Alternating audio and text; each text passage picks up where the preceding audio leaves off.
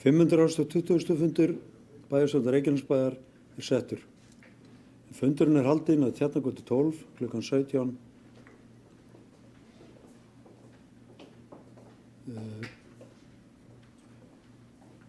Hvaða dagur í dag? Þann 18. apríl. Mættir eru bæjarfulltrúarnir Friðjón Einarsson, Guðni Birna Guðmundsdóttir, Helga María Finnbjörnsdóttir, Elín Rós Bjarnadóttir, Gunnar Þórarinsson, Kristinn Jakobsson, Árni Sigfússon, Magnea Guðmundsdóttir, Böðvar Jónsson, Baldur Guðmundsson og Guðbrandur Einarsson ásamt bæjarstjóra Kjartanum og Kjartanssyni. Það eru 6 mál á dagskrá fundarins en þau eru fundargerð bæjarráðs frá 7. og 12. apríl síðastliðinn, fundargerð umhverfis- og skipulagsráðs frá 11. apríl, nr. 3 fundargerð íþrótta- og tónlistarráðs frá 4. apríl, nr. 4 fundargerð stjórnar Reykjaneshafnar frá 10. apríl, nr. 5 ársreikningur Reykjanesbæjar og stofnana hans 2016 fyrri umræða.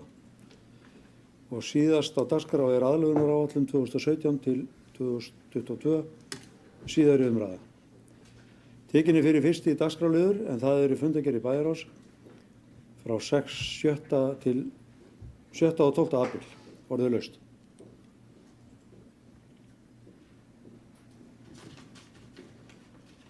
Það er enginn sem kveður sér hljóðs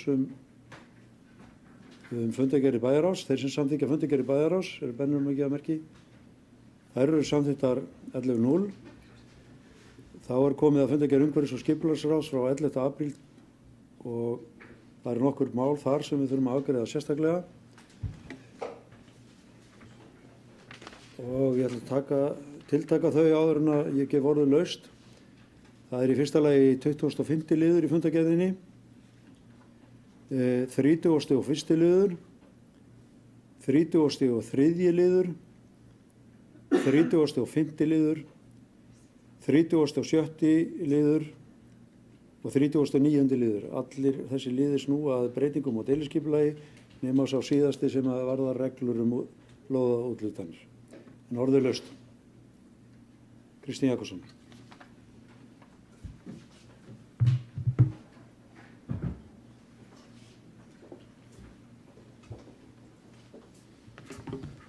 Forseti ágætu bæjarfulltrúar og gestur.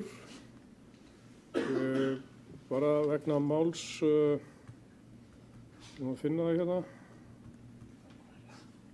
Ég er bara út af nýjum tillögum á Hafnargötu 12, þar sem að mikil óánægja var með deiliskipul eða með tillögur hópsins og framkomu miklar og merkilegar athugasemdir sem ég sýnist vel flestar hafa verið teknir til greina í skilmálum fyrir lóðina og þessum tillögum sem núna eru til umræðu hér og samþykktar, að þá verð ég að lýsa ánægju minni yfir hversu mikil breytingin er.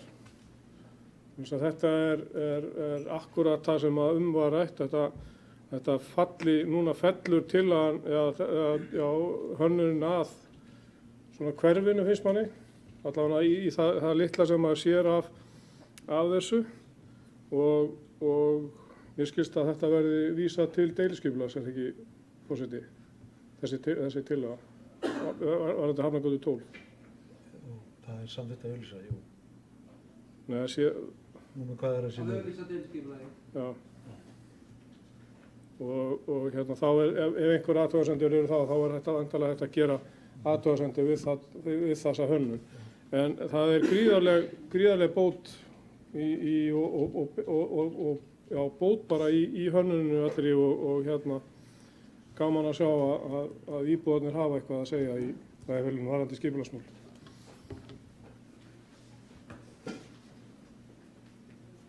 Orðið laust. Bæjarstjóri gerir svo vel. Forseti ágætu bæjarfulltrúar, ég ætla að koma hérna upp og bara eiginlega tala 2 mál. Það er náttúrulega fjölmörg mál í þessari fundargerð umhverfis- og skipulagsráðs og undanfarið og er það vel. Það er verið að deila út lóðum og þarf að draga þær mjög margar því að það eru margir hverja lóð. En það sem ég langa að gera kannski að sérstöku umræðuefni hér er 23. mál sem eru hringtorg á Reykjanesbraut. Það sem Vegagerðin sækir framkvæmdaleyfi fyrir gerð hringtorga á Reykjanesbraut við Aðalgötu og Þjóðbraut. Og þetta er, eins og við vitum, mál sem hefur verið lengi í deiglunni okkar megin og baráttumál hreinlega. Og ánægilegt að sjá að það skulle vera komið á þennan rekspöl. Mér skilst að hönnun sé svo gott sem lokið á hringtorgunum. Þau séu núna, eða hönnunin sé núna til í rýni hjá öryggisnefnd eða í öryggismati hjá Vegagerðinni. Og ef að það gengur allt saman og þarf ekki að gera stórkostlega breytingar á hönnuninni, þá verður hægt að hefja þetta framkvæmdir núna í maí, kannski í júní síðasta lagi, og ljúka þeim í sumar. Og við vitum og vonum að þetta verði, og teljum þetta að þessum hringtorgum verði mikil braga bót á umferðinni öllum til heilla sem þennan veg fara. Mikið öryggismál. Hitt máli sem ég langar að aðeins að vekja athygli ykkar á er síðasta málið í fundargerðinni, það er að segja 39. mál, og það eru þessar reglur lóðarúthlutun sem hafa nú verið ræddar tvívegis í umhverfisráði og eru hér til loka afgreiðslu í bæjarstjórn. Og þetta er nýtt hérna hjá okkur, það er að segja hjá Reykjanesbæ, að vera með svona skriflega reglur. Við gerð reglnanna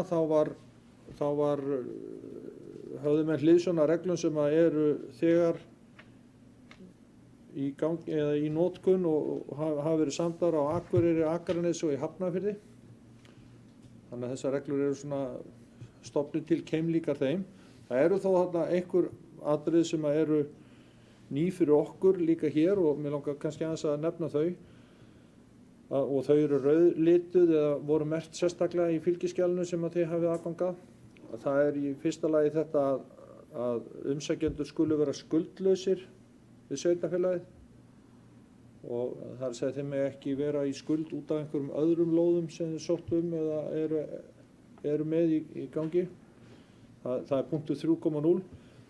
3.03 eða grein 303, hún fjallar heimild til innviðagjalds, og þetta er nokkuð, verði þetta samþykkt, þá er þetta og segja mikil nýjung fyrir okkur og opnar á ýmsa möguleika sem eru þeir að nú í dag erum við að leggja náttúrulega á þessi hefðbundnu gatnagerðargjöld, en það eru mörg sveitarfélög eða einhver sveitarfélög þegar búin að vera með innviðagjald í einhver tíma. Við höfum ekki verið með það, en með því að setja þetta inn í reglur þá erum við búin að opna fyrir þann möguleika. Og það gefur okkur færi á að afla frekari tekna í nýjum hverfum fyrir uppbyggingu innviða eins og leikskóla eða grunnskóla eða hvað það nú er. Og er það bara vel að hafa þessa opnu þó þarna. En ég gerir nú ráð fyrir að þessar reglur verði þær samþykktar, þær þurfi svo að fara þá til endurskoðunar í bæjarmálasamþykkt og fara inn í hana og þurfa svona hljóta endalega staðfestingu þar. Og svo er þarna eru tveir aðri punktar, það er þarna í 306 að það er sökkull, það þarf að vera komin sökkull á lóð til þess að menn geti fengið hana samning. Og svo var eitthvað eitt annað mál þarna sem ég man ekki hvað það var, en þetta er allavega þessi mál. Ég tel þetta að vera mikla bót, ekki síst fyrir íbúa hér að sjá bara alveg svart og hvítu. Þetta verður náttúrulega sett þegar þetta komið í gegn á vefinn okkar, þá sjá menn nákvæmlega hvaða reglur gilda lóðaúthlutanir, hvaða skilyrði þarf að uppfylla og hvernig með þetta er farið hjá okkur. Þetta gerir stjórnsýslun okkar bara enn betri.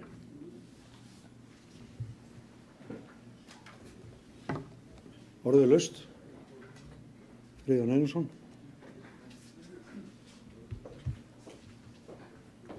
Forseti, ágætu bæjarfulltrúar, ég vildi nú taka undir orð bæjarstjórans. Við langar líka að bæta öðru við er að að innheimtan hefur stundum verið svona aðeins okkur til trafala og menn að geta hangið á lóðum mjög lengi þannig að og kannski svona mismunandi eftir tíðarfari en ég tel þetta sé mikla framfari þessar nýju reglur sem eru að leggja fram og þetta fær okkur aðeins í nútíman og svona lyfta okkur aðeins á hærra plan í þessum málum og mér finnst þetta mjög góð mikla framfari hjá okkur í þessu skipulagsmálum. Takk fyrir það.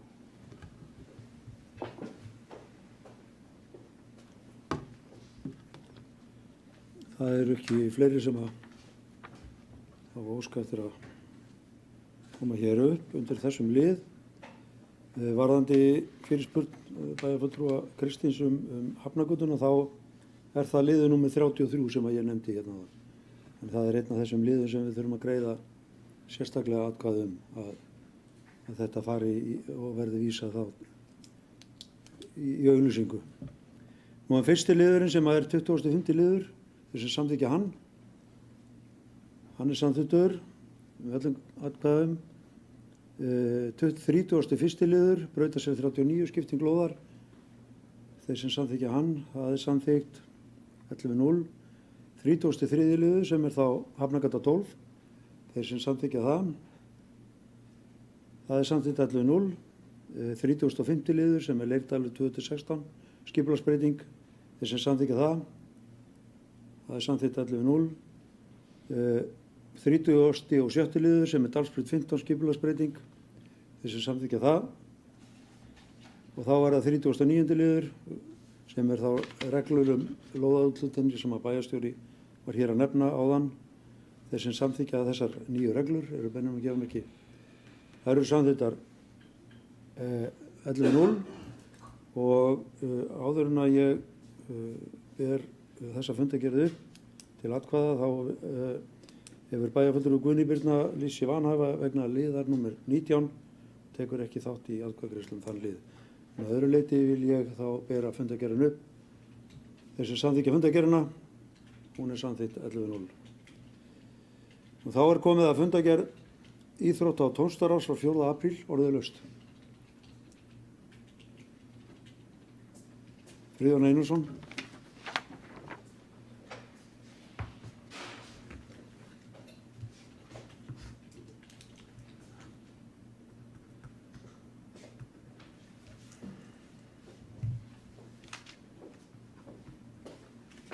Forseti, ágætu bæjarfulltrúar. Ég ætla að fagna þeim samningum sem er verið að samþykkja hérna í íþrótta- og tónlistarráði. En ekki síst langar mig að benda fólki á liðin önnur mál. En þar er verið að fara yfir hvað er í boði í íþróttum og tónlistarstundum í Reykjanesbæ sem og að óska ýmsum aðeins til hamingju með góðan árangur.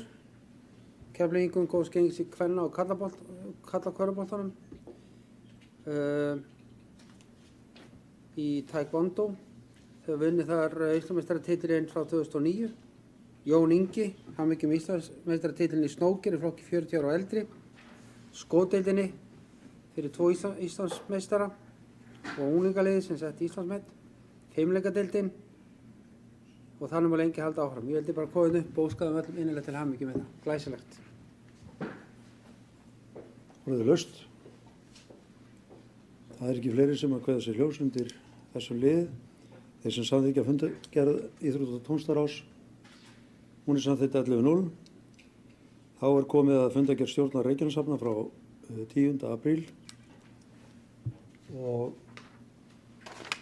ég ætla hér að leggja fram bókun vegna 3. máls í fundargerðinni sem er svohljóðandi.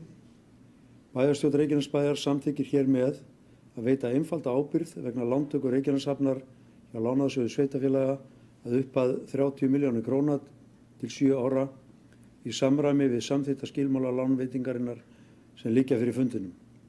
Ábyrgð þessi er veitt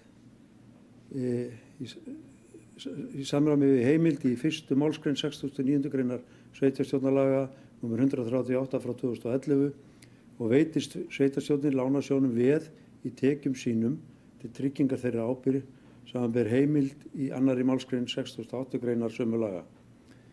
Ábyrgðin tekur til greiðslu höfuðstóls láns þessa ásamt vöxtum og verðbótum auk hvers kyns innheimtukostnaðar.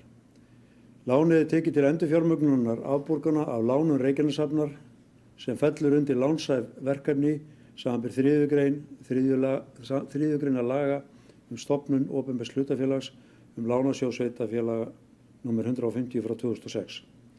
Bæjarstjórn Reykjanesbæjar skuldbindur hér með sveitarfélagið sem eiganda Reykjaneshafnar til að selja ekki eignarhlut sinn í Reykjaneshöfn til einkaaðila í heild eða hluta fram til þess tíma að lán þetta að fullu greitt.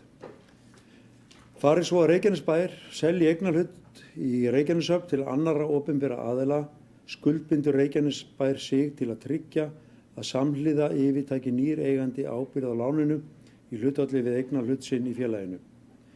Jafnframt er Kjartani Má Kjartanssyni kennitala 140561 4879 veitt fullt og ótakmarkað umboð til þess að samþykkja fyrir hönd Reykjanesbæjar veitingu ofan greindrar ábyrgðar og veðsetningar og til þess að móttaka, undirrita og gefa út og afhenda hvers kyns skjöl, fyrirmæli og tilkynningar sem tengjast veitingu ábyrgðar þessar. Orðið laust fundargerðina. Magna Gerðsvöld.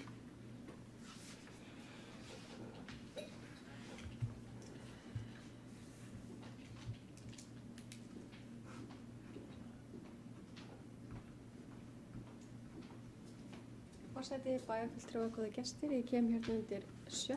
lið í fundargerðinni þar sem fjallað um flutningaráðstefnu í München og það er spurning bara undir bókunna þess stendur stjórn samþykkir að sækja ráðstefnuna. Ég átta mig ekki alveg hvort það er öll stjórnin sem ætlar að fara eða senda fulltrúa kannski. Bæjarstjóri bara áður við ágreiðum.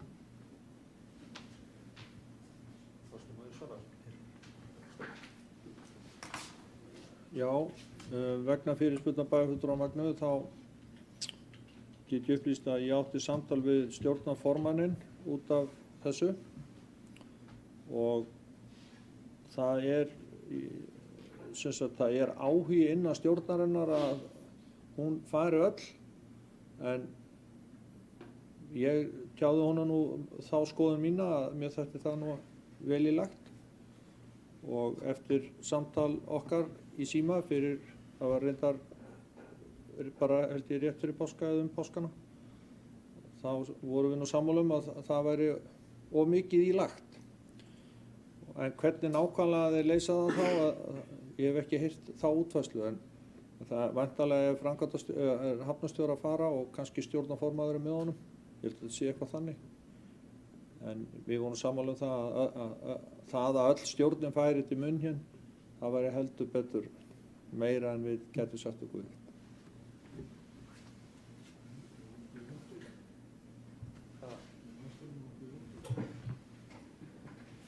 Orðið laust fundargerð stjórnar Reykjaneshafnar.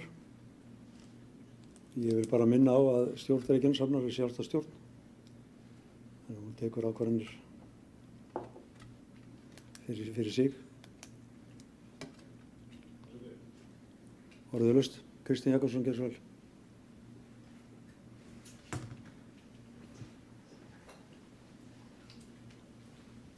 Forseti vegna orðaðina áðan að stjórn Reykjaneshafnar sé sjálfstæð og tekur sínar ákvarðanir. Ég vil gera athugasemdir þau orð. Þetta getur ekki staðist hérna skoðun.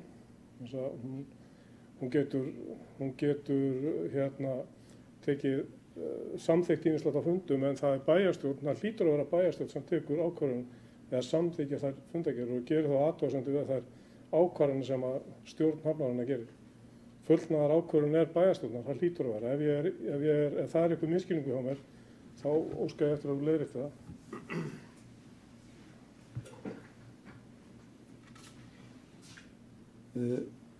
Stjórn Reykjaneshafnar er B-hlutastofnun og fjárhagslegt vald er auðvitað hér en ég held að það sé ekki í verkahring bæjarstjórnar að ákveða það hvort að stjórn fari í að kynna sér ákveðna þætti rekstrar hafnar eða rey. Það hefur áður gerst að menn hafi farið í ferðalög til þess að kynna sér ýmsa þætti rekstrar tiltekinna málaflokka. Ég sé ekki að við séum hér að ákveða það með hvað hætti það sé gert. Ég held að við séum látum bara stjórnin það að ákveða það sjálfa. Orðið laust. Friðjón Einarsson.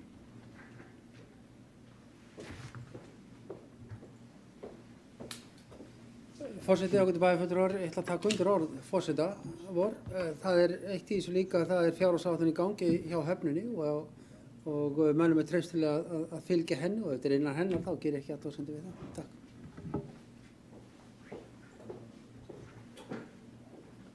Böðvar Jónsson.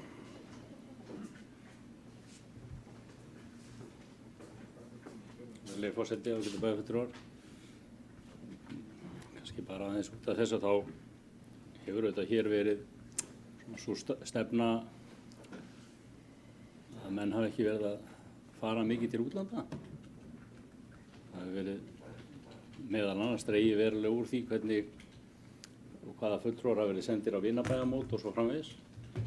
Sjálfsögðu er ekkit óeðlilegt ef að menn eru að fara og reyna að auka viðskipti hafnarinnar að framkvæmdastjóri fari, jafnvel stjórnarformaðurinn, en ég verð nú að lýsa því yfir ég tek undir bæjarstjóra, mér finnst það verulega vel ílagt ef það væri verið að senda alla stjórnina þarna út á einhverja ráðstefnu. Ég held að menn hljóta að komast af með að senda ferri.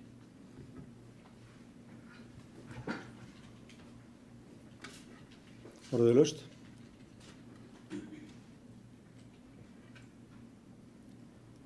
Það er ekki fleiri sem kveða sér ljós. Þeir sem að samþykkt geta fundargerð stjórnar Reykjaneshafnar, verðum ekki að merki. Hún er samþykkt 11-0.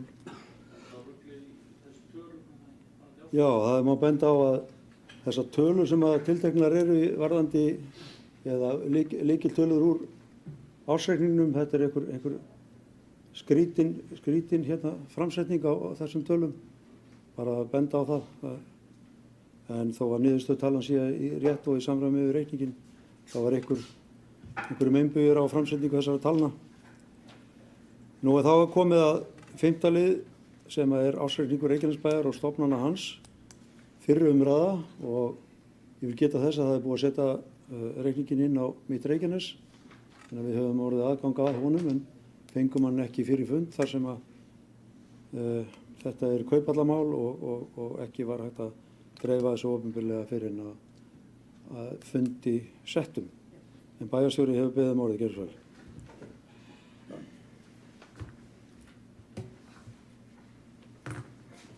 Já, forseti, ágætu bæjarfulltrúar.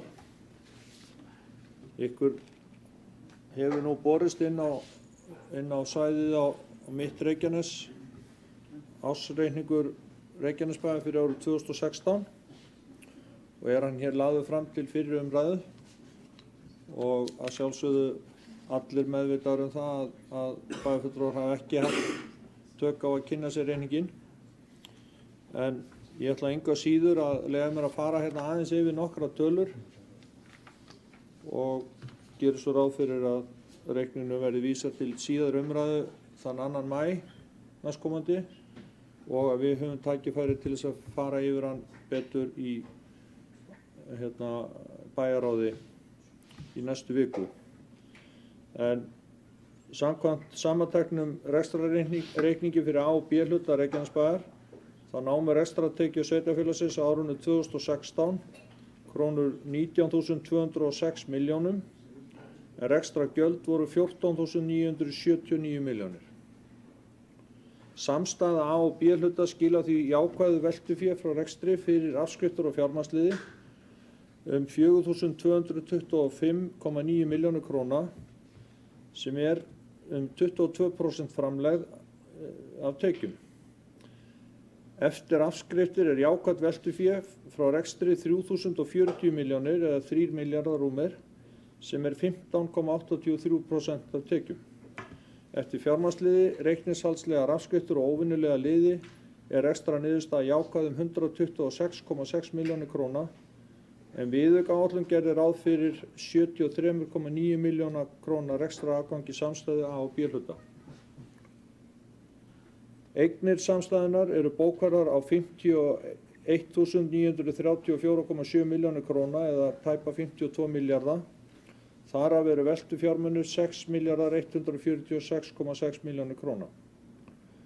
Skuldir samstæðu með lífeyrisskuldbindingum og leiguskuldbindingum eru 44.536,9 milljónir króna og þar af eru skammtímaskuldir 5.926,7 milljónir króna. Vaxtaberandi langtímaskuldir samstæðu við lánastofnanir eru 17.065,6 milljónir eða rúmið 17 milljarðar og heildar leiguskuldbindingar eru 13.961,6 milljónir króna. Í sjóðstreymi sést að hreint veltufé frá rekstri eru 2.830,6 milljónir króna og handbært fé frá rekstri eru 2.996,7 milljónir króna í samstæðunni.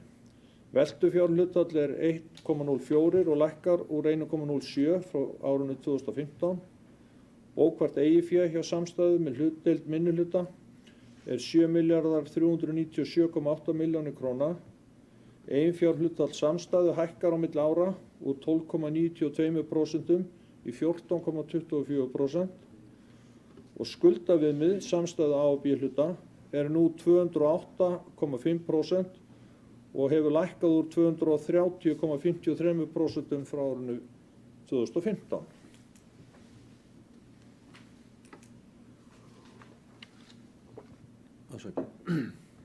Nú ef við tökum bara A-hlutann eða bæjarsjóð sem sinnir öllum almennum rekstri bæjarins og grunnþjónustu, þá námu rekstrartekjur hans 12.647 milljónum en rekstrargjöld A-hluta námu 10.888 milljónum króna eða rétt tæpum 11 milljörðum.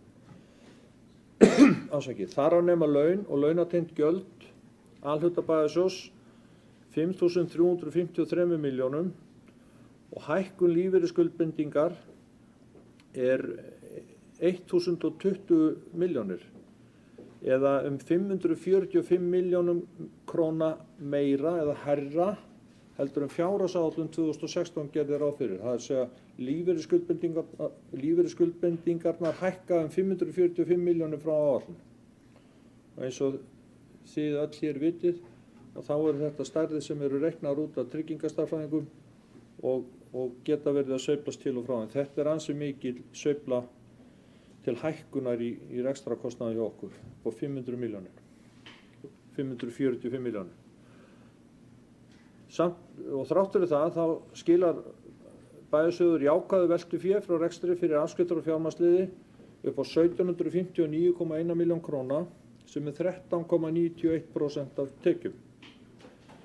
Eftir afskriftir er veltufé frá rekstri 1368,6 milljónir króna eða 10,82% af tekjum.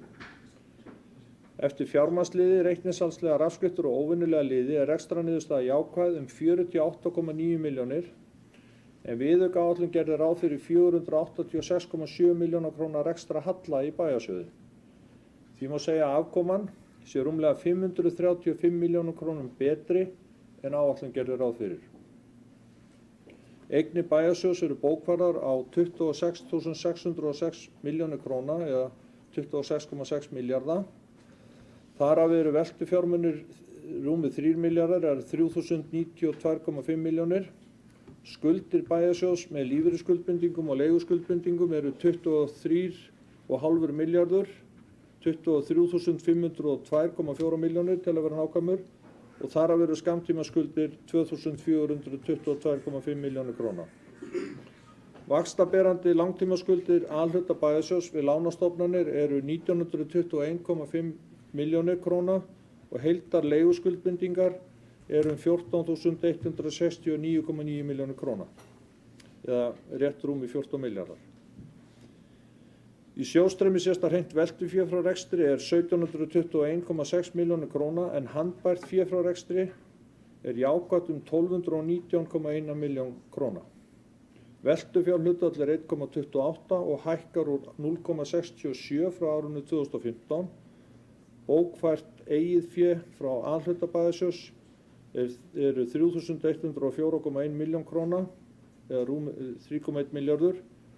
Eiginfjárhlutfall Bæjarsjóðs hækkar á milli ára úr 10,1% í 11,67 og að lokum skuldaviðmið A-hluta Bæjarsjóðs er nú 166,8% og hefur lækkað úr 191,23% frá árinu 2015. Meðaltal stöðugilda samstæðunnar A- og B-hluta var 813 stöðugildi og í A-hlutanum eingöngu eru þau 718. Og íbúafjöldi Reykjanesbæjar í lok árs 2016 var 16.359 og eins og við höfum áður rætt að þá fjölgaði íbúum í Reykjanesbæ á síðasta ári 7,4% og virðist ekkert vera neitt lát á því í bili allavega. Ég læt hér þessar yfirferð lokið en tilbúin að svara spurningum ef einhverjar eru en annars gerir ég ráð fyrir að forseti vísi reikningnum til annarrar umræðu fyrir bæjarstjórnarfundi í maí sem er þriðjudaginn 2. maí. Friðjón Einarsson.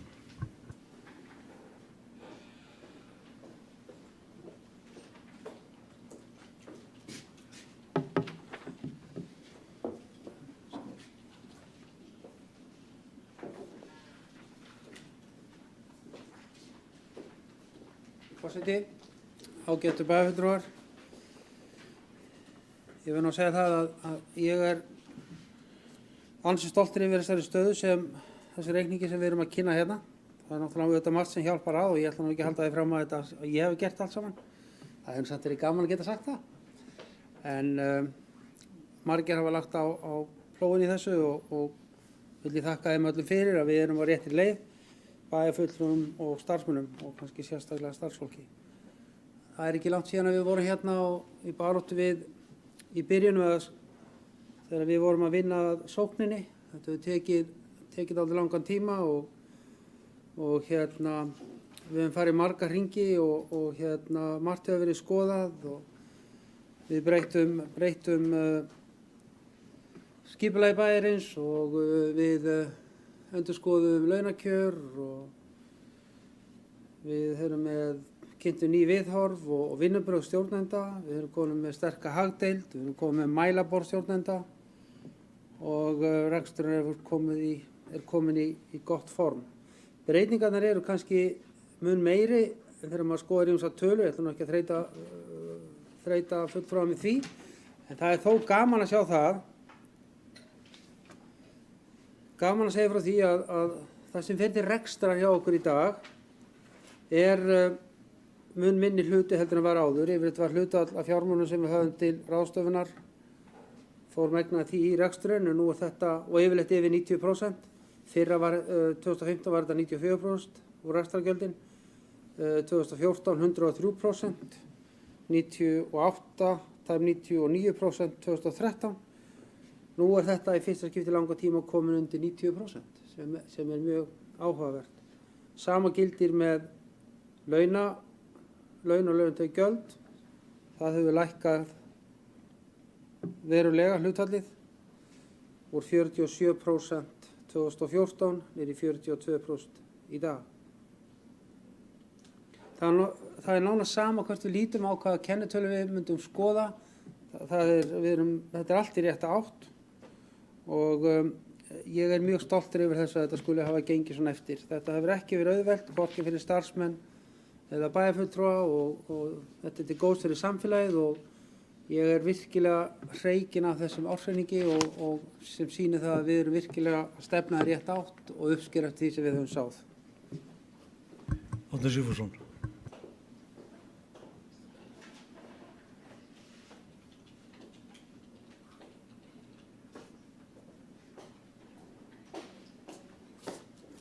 Virðulegi forseti, þetta er góður ársreikningur, mjög góður. Það er mjög ánægjulegt að sjá hvernig okkur er að takast að skila jákvæðri rekstrarniðurstöðu Bæjarsjóðs sérstaklega, sem hefur lengi verið beðið eftir. Við höfum eftir að fara betur yfir einstaka þætti í tölum en það er hins vegar áberandi að sjá hvað rekstrartekjurnar, þær hafa jafnvel frá áætlun sem var 11,8 milljarðar, þær eru að fara í 12,6, þetta er rúmlega 800 milljón króna auki tekjurnar hjá okkur umfram áætlun og það er auðvitað eins og við þekkjum, það er betra atvinnuástand og við erum að líka þegar við horfum á rekstrargjöldin þá erum við að ná að svara þessum miklu tekjum án þess að þurfa að leggja til mjög mikinn kostnað á þessu kjörtímabili. Og við sjáum hvernig laun og launatengd gjöld, þau voru áætluð 5,2 milljarðar, fari í rúma 5,3 og það er vel haldið á því. Við sjáum hins vegar að eins og bæjarstjóri nefndi að hækkun lífeyrisskuldbindinga er mjög veruleg og það er erfitt að áætla fyrir því, þannig að það kemur svona gegn okkur í útgjöldum. En að móti má sjá að vöru- og þjónustukaup, þau eru töluvert lægri 300 milljónum krónur lægri heldur en var áætlað. Það kann auðvitað koma síðar til að það hefur verið frestað verkefnum eða ekki farið í verkefni sem við eigum þá eftir að stíga inn í. En meginniðurstaðan er svo að við áætluðum að rekstrargjöldin væru 10,6 milljarðar en niðurstaðan er tæpir 10,9, þannig að það er 300 milljón króna tæplega auki þar í rekstrargjöldum en tekjurnar langt umfram áætlun. Og þetta er auðvitað það sem við höfum verið að bíða eftir. Við höfum verið að bíða eftir því að sú uppbygging og þær fjárfestingar sem hafa verið okkur dýrar, þær væri að skila okkur hér auknum tekjum og það er sannarlega að gerast á sama tíma og er vel haldið utan reksturinn hjá okkur. Við sjálfstæðismenn erum hér með stutta bókun í tilefni af framlagningu ársreiknings til fyrri umræðu og hún hljóðar svo með leyfi forseta. Uppbyggingarstefna síðustu ára undir forystu Sjálfstæðisflokksins er nú að skila bæjarsjóði stórauknum tekjum. Áhersla þessara stefna á uppbyggingjum mikilvægra innviða eins og leikskóla, grunnskóla, menningar, íþróttaaðstöðu, gatna, atvinnu og íbúðalóða hefur búið bæinn undir að taka við verulegri aukningu íbúa. Það skila nú tekjum í bæjarsjóð langt umfram kostnað. Við erum einnig stolt af þeirri áherslu á að hafa stórbætt sjálft leik- og grunnskólastarf sem hefur skilað skólum Reykjanesbæjar í hópina bestu á landinu. Þekkt er svo staðreynd að undir forystu sjálfstæðismanna í bæjarstjórn var launakostnaður bæjarins á hvern íbúa einn sá lægsti á meðal sveitarfélaga. Þetta hefði tekist að gera þrátt fyrir hátt þjónustustig. Það er fagnaðarefni að nýjum meirihluta hefur áfram tekist að halda í þessa stefnu og veita gott rekstrar aðhald, leið og haldið er í gott þjónustustig. Engin fer í grafgötur með að uppbyggingarstefnan var okkur kostnaðarsöm því lán þurfti til fjárfestinga en brotthvarf varnarliðsins og efnahagshrun voru glímur sem þýddu verulegar tafir í að tekjur stæðu á móti mikilli fjárfestingu. Þessi uppbygging fyrri ára hefur þó leitt til þess að við höfum getað mætt einni mestu fólksfjölgun á landinu án þess að leggja í kostnaðarsamar framkvæmdir á þessu kjörtímabili. Tölur ársreiknings ársins 2016 sýna, svo ekki verður villst, að nú hefur atvinnulífið tekið mikinn kipp og atvinnuleysi er í lágmarki. Þannig hafa tekjur bæjarins stór aukist á meðan kostnaður meðal annars af atvinnuleysi og félagslegri þjónustu hefur lækkað verulega. Skuldaviðmið lækkar hratt og allt útlit fyrir að Reykjanesbær uppfyllir kröfur skuldahlutfall innan ársins 2022 eins og lög gera ráð fyrir. Það mun gerast þrátt fyrir að ekki hafi orðið úr ítrekuðum fullyrðingum og stórfyrirsögnum að eina leiðin til að standast kröfur ríkisins ákveðið skuldahlutfall væri að fá milljarða af skuldum bæjarins eða hafnarinnar niður fellda. Með auknum tekjum erum við nú að standast þessi ríkisviðmið án skuldaniðurfellinga. Til hamingju Reykjanesbær. Ég er búinn að senda það.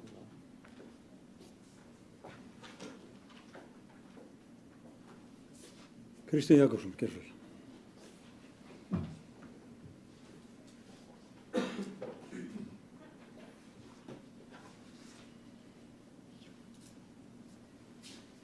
Forseti, ég skil formann bæjarráðs vel að hann sé stoltur yfir stöðunni og mærir hagdeildina og starfsmenn og ég ætla ekki að draga úr því. Þetta hefur mætt hérna, þau hafa mætt þessum áskorunum af hérna kallmennsku og dug.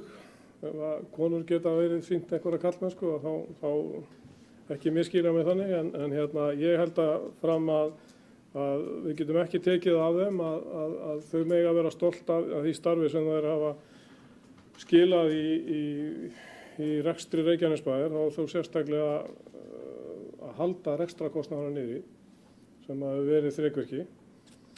En ég held að aðalorsökin sé ekki kannski starfsmenn og ég er ekki að gera lítið úr hérna, starfi þeirra heldur er aðalorsökin að bættum hag Reykjanesbæjar, bætt árferði. Þegar við byrjuðum hérna 2014 til kosningar þá var atvinnuleysið eitthvað 10-12%. Við vorum með 300-400-500 manns á fjárhagsaðstoð sem eru núna horfin af, eða mikið til svona cirka helminguna með horfin af fjárhagsaðstofinu og er farin að vinna og skapa fyrir hérna sveitarfélaginu útsvarstekjur. Ég held að það skiptir miklu máli og það sést bara á tekjuaukningunni hérna á milli ára. Ég held að sé milljarður sem að tekjuaukning Reykjanesbæjar sé rúmur milljarður, 1200 milljónir sem að tekjurnar aukast á milli ára. Og kannski veldum við svolítið áhyggjum að við samþykktum viðauka áætlun alltaf ekki verið í október-nóvember, það ekki, það er stjóri. Og samt er niðurstaðan hálfur milljarður af vísi plus sem er jákvætt. Hann er hálfur milljarði betri heldur en að viðauka áætlunin gerir ráð fyrir og hérna það veldur mér svolítið áhyggjum og ég talaði um að allt síðasta kjörtímabil að áætlanagerðin það var ekki hægt að stóla á áætlanagerðina. Þess að hún var hvorki fugl né fiskur. Hún var á síðasta kjörtímabili, ég ætla að taka það fram. Hún hefur bæst alveg helling síðan þá en það veldur mér áhyggjum að við skulum ekki geta 2 mánuði fyrir loka bóka að þá getum við ekki verið nákvæmari en upp á 500.000 króna skekkja í plus.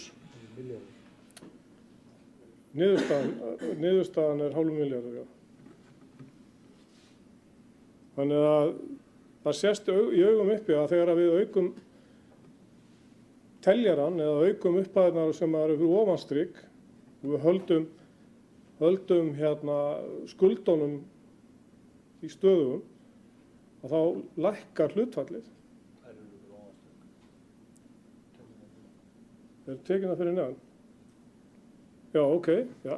Ef við teljum, þá er ég að gera hérna vitleysu, en hérna ef tekjurnar aukast, þá hækkar nefnarinn, en teljarinn helst í stað. Og þá lækkar skuldarhlutfallið og það er að jákvæða í þessu. Og enn og aftur þá held ég fram að það sé bætt árferði fyrst og fremst sem að hefur skapað þessa stöðu að Reykjanesbær er miklu betur settur núna í ár heldur en undanfarnar ár.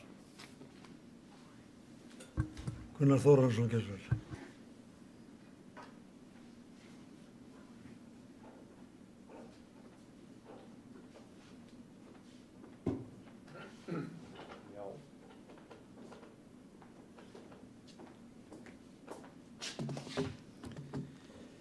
Virðulegi forseti, ágætu bæjarfulltrúar og bæjarstjóri og gestir. Jú, þetta er vissulega góður árangur sem að náðst hefur. Og hér hafa menn verið að hrósa sig fyrir, það er bara gott. Það má eiginlega segja það að allar þær tillögur sem nær því flestar tillögur sem að meirihlutin hefur komið með hafa verið samþykkt og samhljóða í bæjarráði og bæjarstjórn. Og því er ekki að leyna að það hefur verið tekið á ýmsu á þessu kjörtímabili. Í fyrsta lagi þá var byrjað á því að taka til í rekstrinum allir verulega. Það hefur auðvitað skilað sér í bættri afkomu og það með talsverðum mun frá því sem var áður. Árangurinn núna er í plús þegar gert var ráð fyrir því að þetta væri tæplega 500 milljónir í mínus. Það er í plús þrátt fyrir það að hækkun lífeyrisskuldbindinga séu einhverja 600 milljónir tæpar sem er svona óvænt hækkun en stærðfræðilega sjálfsagt rétt. Jú, það hefur hlaupið á snæri hjá okkur með tekjur, það er alveg rétt. Ekkert þannig séð óvænt. Margir hefðu getað séð þetta, en þó er eitt sem að við skulum átta okkur á. Að ástandið í Helguvík er ekki eins gott og vera skyldi, því miður. Og við verðum að vera varkárir áfram í því að skuldbunda okkur hvað rekstrargjöldin varðar.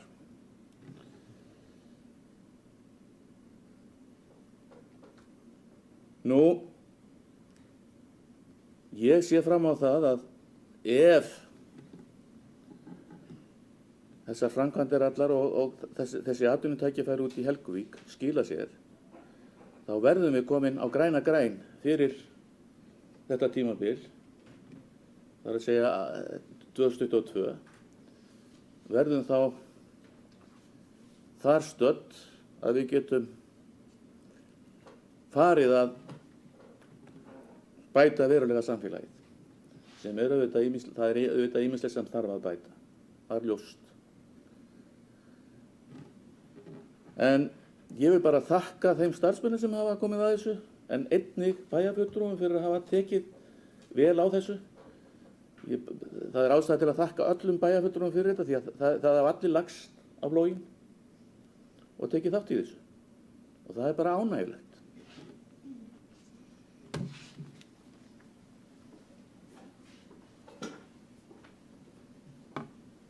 Það er ekki fleiri sem hafa hvert sér ljós. Ég ætla aðeins að fá Friðjón Einarsson, gerð svo vel.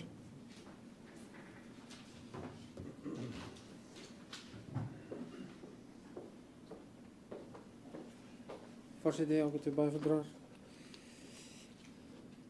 Ég var að segja hérna áðan að ég hef verið stoltur af þessum árangri og ætti nú ekki að fara út í það að eigna mér hann eða meirihlutanum einum og sér.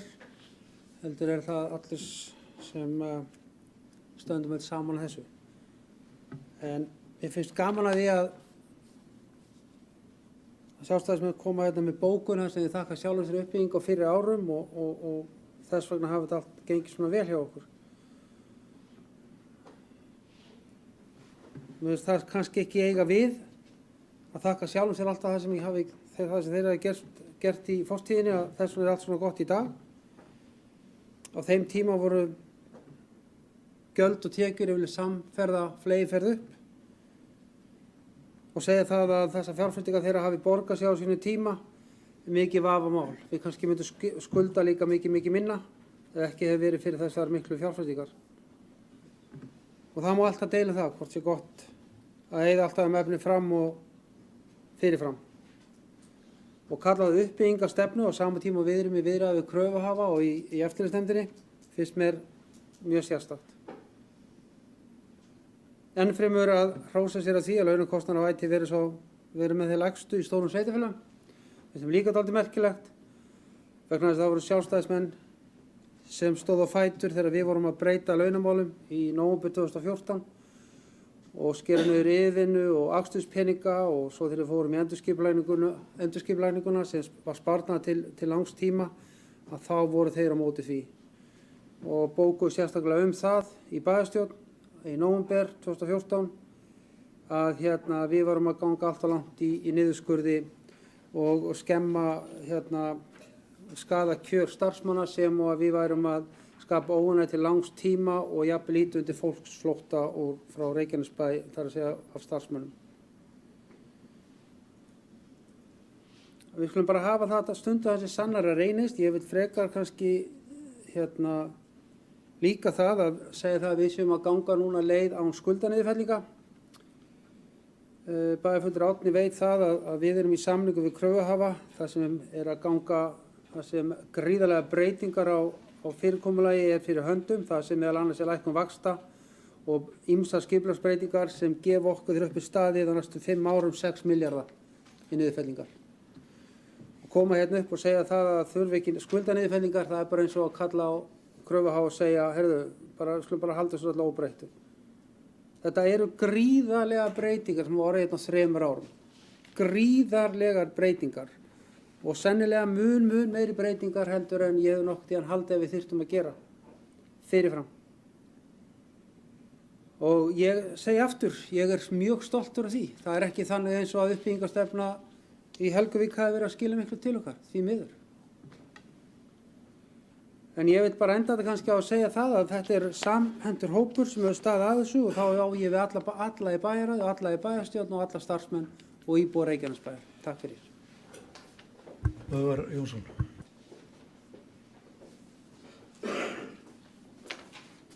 Virðulegi forseti, ágætu bæjarfulltrúar.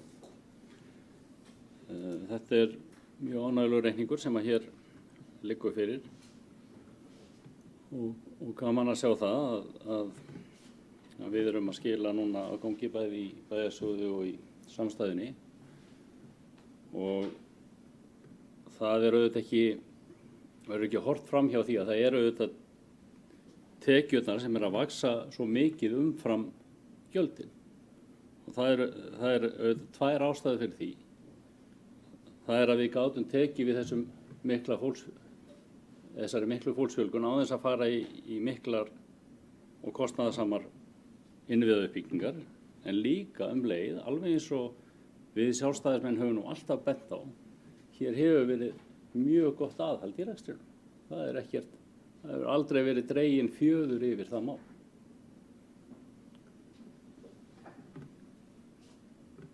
Jú, bæjarfulltrúa Friðjóni finnst furðulegt að við skulum minna á það að hér var farið í kostnaðarsama uppbyggingu. Kannski er ástæðan fyrir því að hér stóðu menn í pontu og skömmuðu sjálfstæðismenn blóðugum skömmum í upphafi kjörtímabils fyrir alls konar hluti, héldu jafnvel fram að menn þyrftu að biðjast afsökunar á því hvernig menn hefðu stýrt sveitarfélaginu á árunum á undan.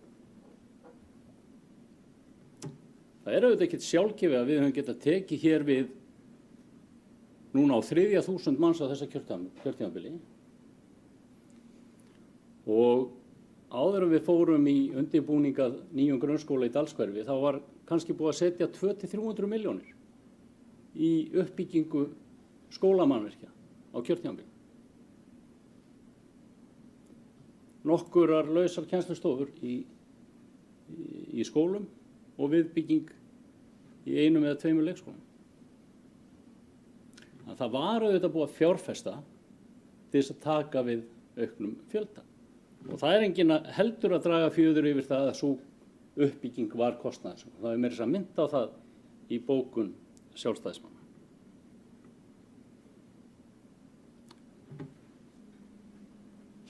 Bæjarfulltrúi Árni nefndi hér 800 milljón króna tekjuaukning á þessu ári frá áætlun.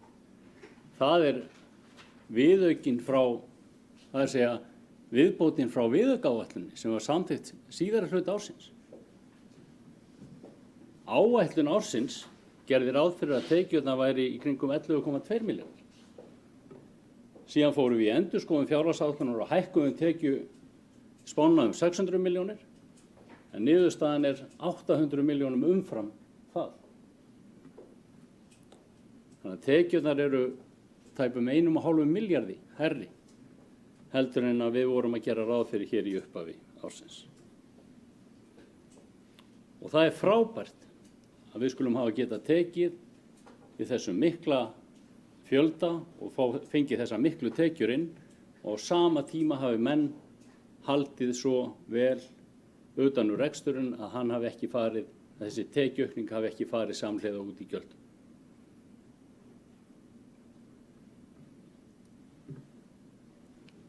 aðeins vegna þess að bæjarfulltrúi Friðjón sagði að við höfum staðið á móti breytingum í launakerfi og í starfsmannabreitingum, að þá fer það nú alveg ágætlega sama. Það var hér tiltölulega lágt hlutfall í launagreiðslum sem hlutfallatekjum. Við höfum verið þar í mörg ár og ég ætla ekki að efast um það að það hlutfall hefur sennilega farið áfram niður, en við tókum líka heilmikla áhættu. Við sögðum upp fólki sem hafði mikla reynslu, hafði mikla þekkingu á okkar rekstri, en það hefur svo sem skilað sér ágæta, en auðvitað eigum við eftir að fara yfir þær tölur betur. Vorum að fá þennan reikning í hendur núna, en það er kannski ástæðan fyrir því að menn voru ekki alveg sérstaklega spenntir fyrir því að gera þessar miklu starfsmannabreitingar sem farið í hér í upphafi kjörtímabilsins. Við erum, alveg eins og Kristinn benti á, þá er skulda viðmiðið að lækka og skulda hlutfallið að lækka vegna þess að tekjurnar eru aukast. Skuldirnar standa í stað, hækka reyndar skuldbindinga, tölurnar sem eru að hækka, lífeyrissjóðsskuldbindingarnar, að hækka cirka miljard á milli ára, en skulda viðmiðið er að lækka og er komin í 166% á bæjarsjóðu, 208% á samstæðinni. Og það er alveg hægt að minna bæjarfulltrúa Friðjón á það líka að það er ekkit rosalega langt síðan ég stóð hér í pontu og sagði að ég teldi að við gætum náð þessum árangri innan tímabilsins án þess að fara hér í einhverjar skulda niðurfellingar og fékk nú bágt fyrir. En það er að skila sér, það er að verða niðurstað og vissulega vonist maður til þess á þessu ári náist einhver niðurstað sem er verið að ræða núna við lífeyrissjóðina og bankana, sérstaklega gagnvart höfninni og þær breytingar á rekstrinum eða efnahagnum sem við þurfum að gera eins og kynnt hefur verið í bæjarráði. Þetta er ánægjuleg niðurstaða, ástæða til þess að fagna því að afkoman er að batna mikið og stefnir á góðan stað ef að framheldur sem horfir. Árni Sigfússon.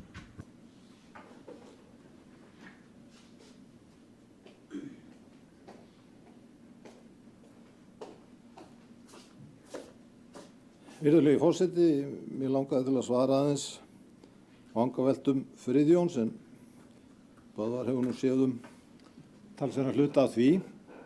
Ekki það, ég held að við getum verið bara mjög sátt við þessa niðurstöðu og auðvitað vonast maður eftir að menn sjáu nú kannski betur svona til fortíðarinnar og sjáu það sem að þar er þó jákvætt, og að við getum líka sagt að vegna þess að við þurftum að bíða svo lengi eftir þessum uppvexti að þá er ekkit óeðlilegt að menn geti sagt að það hefur verið of skarpt framfarið. Og við höfum rætt það hér áður og sagt það sjálf að það kann vel að vera að hefðum við vitað að við þurftum að bíða svo lengi eftir uppvextinum að þá hefðum menn farið hægar í einhverjar ákveðnar framkvæmdir. En það er nú svona eins og lífið er. Það er ekki alveg hægt að sjá fyrir framtíðina. En það er alveg staðreynd hér að tekjurnar hafa stóraukist og við höfum ekki þurft að svara því með samsvarandi kostnaði því það var búið að búa vel í haginn. Það hefur verið tekið á ýmsu í rekstrinum og mér finnst alveg ástæða til þess að taka undir það að starfsmenn hafa staðið sig vel. Ég er mjög ánægður með bæjarstjóran okkar Kjartan Má. Ég finnst hann standa sig vel í sínu hlutverki og er bara sterkur og góður embættismaður sem er bæjarstjóri allra bæjarbúa og vil bara koma því vel á framfæri. Það er full ástæða til að þakka honum fyrir hans framlag.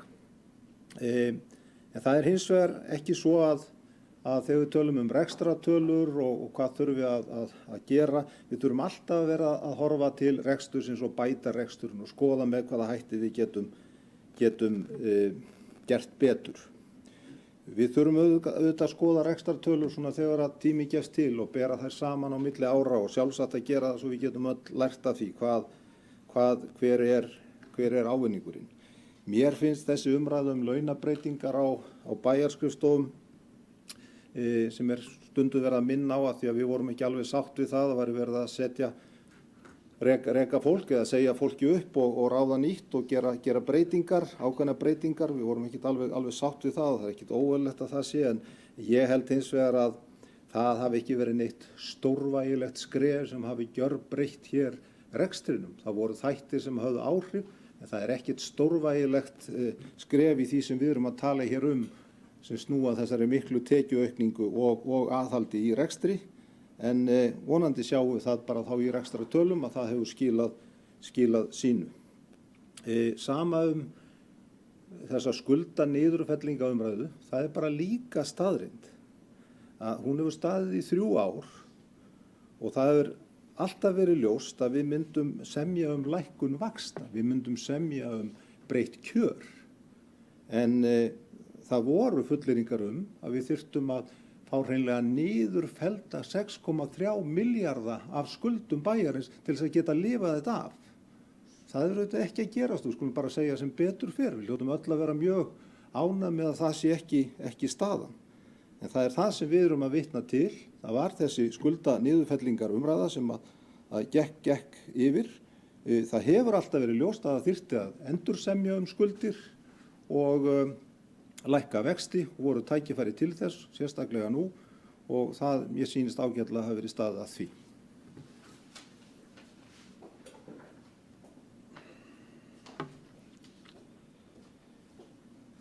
Ég ætla að leyfa mér aðeins að koma inn í þessu umræðu varðandi ársreikninginn og byrja á því eins og margir aðrir að fagna þessari niðurstöðu sem við erum að horfa hér í dag. Þó þetta sé fyrir umræða þá reikna ég nú ekki með því að þetta breytist verulega á milli umræðna. En það er auðvitað nýmæli til lengri tíma að sjá efnahagsreikning sem að skila rekstrarreikning sem að skila jákvæðri niðurstöðu. Og ég hélt eitt augnablik að bæjarfulltrúi Kristinn Jakobsson þegar hann nefndi það að þetta var ekki allt bara starfsmönnunum að þakka, hann ætlaði að fara að þakka meirihlutanum, en sú von hún dó fljótlega. En það getur verið vandasamt að eiga pening og það skapaðist ráðrúm á þessu kjörtímabili og menn áttu pening og það var tekin svo ákvörðun að eyða honum ekki. Ég minnist þess á sinni tíma var ég skammaður fyrir það að fara inn í rekstrarreikninginn. Ég ætla alltaf að horfa á endatöluna. En ég vil nú leyfa mér það hér eins og ég hef gert oft áður að fara inn í reikninginn og minna á það sem heitir framlegð sem er verulega jákvæð og skapar þá skilyrði til þess að gera eitthvað umfram þann reglubundna rekstur sem við erum að vinna með. Greiða niður vexti, fara út í þá einhverjar nýjar fjárfestingar eða þess háttar. En það er bara ánægjulegt að við séum að sjá það að reksturinn sé að skila einhverju, að það sé ekki alltaf, það sé handbært fé frá reksti, ekki til rekstrar eins og maður hefur oft séð áður. Varðandi þessa umræðu launakjör og laun, þá er auðvitað eftirtektarvert að sjá þessa litlu hækkun sem er að verða á launum miðað við þær launahækkanir sem hafa verið að eiga sér stað. Það er einhver ástæða fyrir því að þetta hækkar svona lítið af því að tekjur eru aukast. Við vitum það að það hefur verið launaskriði á markaði og talsvert það að fólk sé að hækka og það þekkist bara, við sjáum það bara á iðgjaldatekjum stéttarfélaga að þetta hefur verið að breytast talsvert mikið. Þannig að það er auðvitað, einhverju hefur þetta skila þær aðgerðir sem að farið var í hér á sínu tíma. Og þær voru ekki gerðar bara að hreinni löngun til þess að vera vondur, heldur vegna þess að þetta voru skilyrði sem kröfuhafar settu á sínu tíma að við skildum fara heim og taka til. Og það var eiginlega bara forsenda fyrir því að einhverjum viðræðum yrði haldið áfram. Þannig að menn fóru í þetta tilneyddir að horfa til þess að breyta þessari launauppbyggingu eins og hann var á þessum tíma. Nú, mér finnst auðvitað sko að því að menn eru nú að tala hér að við þurfum ekki neina skuldaniðurfærslu. Það getur vel verið að við lifum það af að komast í gegnum þetta án þess að fá skuldaniðurfærslu. Það er verið að gera ýmsar tilfæringar til þess að breyta þessu skuldahlutfalli, meðal annars að setja eignir í sölu sem að við teljum okkur þurfa að nota til þess að sinna eðlilegri starfsemi á sveitarfélaginu. Nú, við vitum ekki eins og hér hefur verið bent á hvað gerist út í Helguvík. Þannig að það er ekkert útséð með það að sveitarfélagið sé á okkur bleiku skýi hérna til framtíðar. Og ég vil bara minna á það að við erum að borga í bæjarsjóði 1,5 milljarð í vaxtagjöld. Það er næstu í 20% af útsvarstekjum. Það er nú bara fjandi stór biti að mínum mati. Og ég myndi gjarna vilja sjá að höfuðstóll lána myndi lækka eitthvað til þess að eiga nú eða létta þessa vaxtabyrði sem við erum að bera hér sko næstu árin. Þannig að það er ýmislegt í þessu sem ekki er útséð með og við verðum að vera mjög á varðbergi þó að þessi reikningur sýni að tekjur eru aukast, jú, flott, en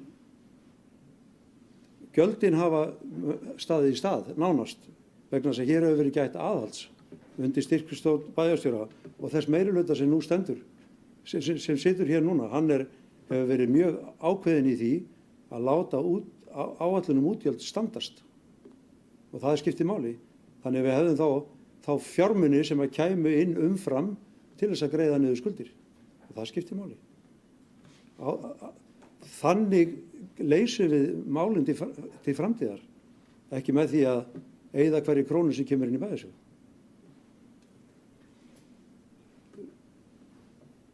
Kristi Jakobsson hefur beðið um orðið.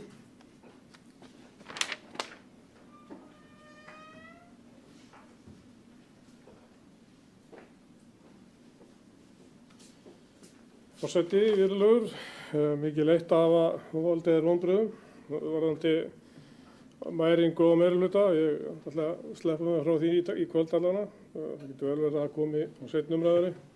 En handbært fé frá rekstri, eða handbært fé 31.12.2016 var 1,5 milljarður. Það er svo tala sem er ekki sést í bókum Reykjanesbæjar í háa herrans tíðarlíð. Handbært fé frá rekstri er 1,2 milljarður og fjármagnsgjöld milli ára, breyting á milli ára er rúmar 400 milljónir. Það er að segja að við verðum að borga 1482 milljónir í fjármagnsgjöld á 2016 en 1080 árið 2015. Það hafi verið pabbi sem sagði mér ekkert tíma að það kostar 100 krónu að græða túkallinn og mér finnst það að eiga við ársreikningin á þess ári en í tíð meirihluta tíð sjálfstæðismanna þá snýrist þetta við. Það kostaði túkall að græða krónuna.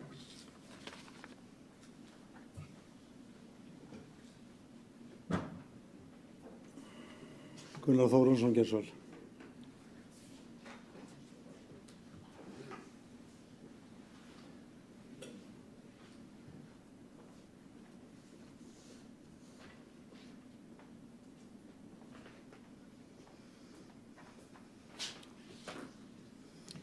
Virðulegi forseti, ágætu bæjarfulltrúar og gestir og bæjarstjóri. hér komin að stað umræðum það hvort að sveitarfélagi að skulda mikið eða lítið.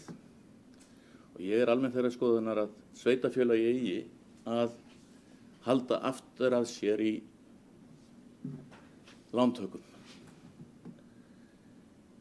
Við höfum gert það svo sannarlega á undanförnum áratug að taka lán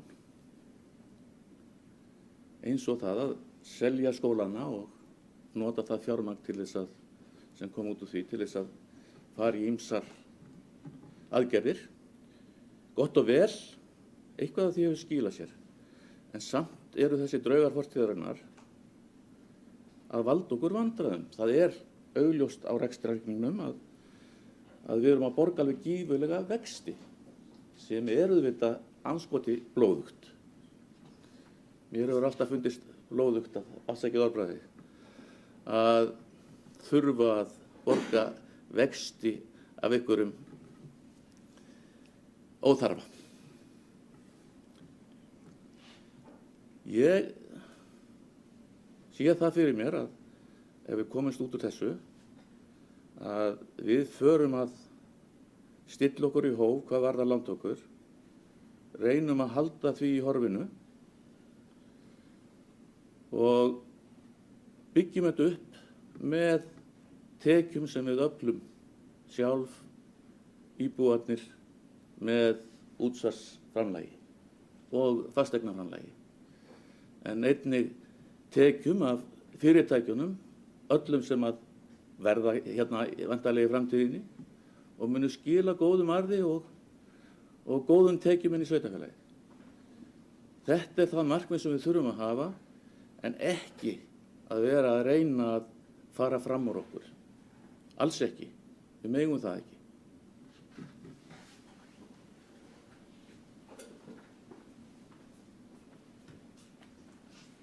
Það hafa ekki fleiri hvassir ljós ársreikning Reykjanesbæjar í fyrri umræðu.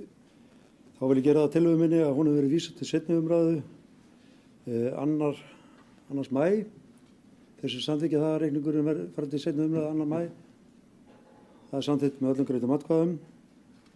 Þá er komið að síðasta lið sem er aðlögunaráætlun 2017 til 2022. Síðari umræðu, bæjarstjóri gerðu svo vel.